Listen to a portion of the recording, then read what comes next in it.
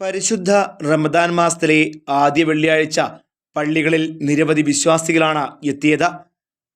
മിക്ക മസ്ജിദുകളിലും ജുമയ്ക്ക് മുൻപ് തന്നെ വിശ്വാസികൾ നിസ്കാരത്തിനായി ഇടം പിടിച്ചിരുന്നു. ഖുർആനിലെ ആദ്യ സൂക്തങ്ങൾ അള്ളാഹു അവതരിപ്പിച്ചത് റമദാൻ മാസത്തിലാണെന്നാണ് വിശ്വസിക്കപ്പെടുന്നത്. ആത്മനിയന്ത്രണത്തിൻ്റെ ദിനരാത്രങ്ങളാണ് ഓരോ നോമ്പുകാലവും. റമദാൻ നോമ്പെടുക്കുന്നതിലൂടെ ശരീരത്തെയും മനസ്സിനെയും ശുദ്ധീകരിക്കാൻ സഹായിക്കുമെന്നാണ് വിശ്വാസവും. നോമ്പിനോടൊപ്പം ദാനധർമ്മങ്ങൾ നടത്തണമെന്നും പറയപ്പെടുന്നു. വിശ്വാസികൾക്കായി പള്ളികളിൽ മതപണ്ഡിതർ ദാനധർമ്മത്തെപ്പറ്റിയും റമദാനെപ്പറ്റിയും സംസാരിച്ചു. നോമ്പ് മുറിക്കുന്ന വേളകളിൽ ഭക്ഷണം പങ്കുവയ്ക്കുകയും മറ്റ് ജീവകാരുണ്യ പ്രവർത്തനങ്ങൾ ഏർപ്പെടുന്നതും ഉത്തമമാണ്. റമദാനിലെ ഒന്നാമത്തെ വെള്ളിയാഴ്ചയാണ് കടന്നുപോയത്.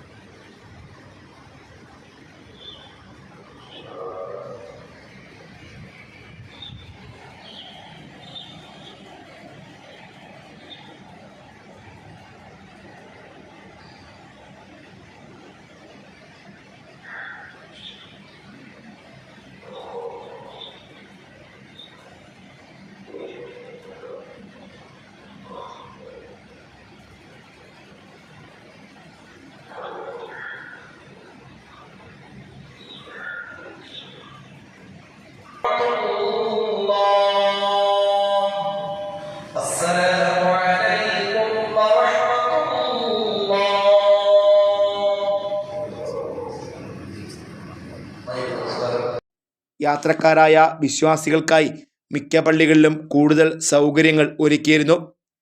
വേനൽ ചൂടിൻ്റെ ആധിക്യം തളർത്തുന്നുണ്ടെങ്കിലും പ്രാർത്ഥനയോടെയും കൃത്യമായ ജീവിത ചര്യകളിലൂടെയും റമദാൻ ദിനങ്ങൾ പൂർത്തീകരിക്കുകയാണ് വിശ്വാസ സമൂഹം.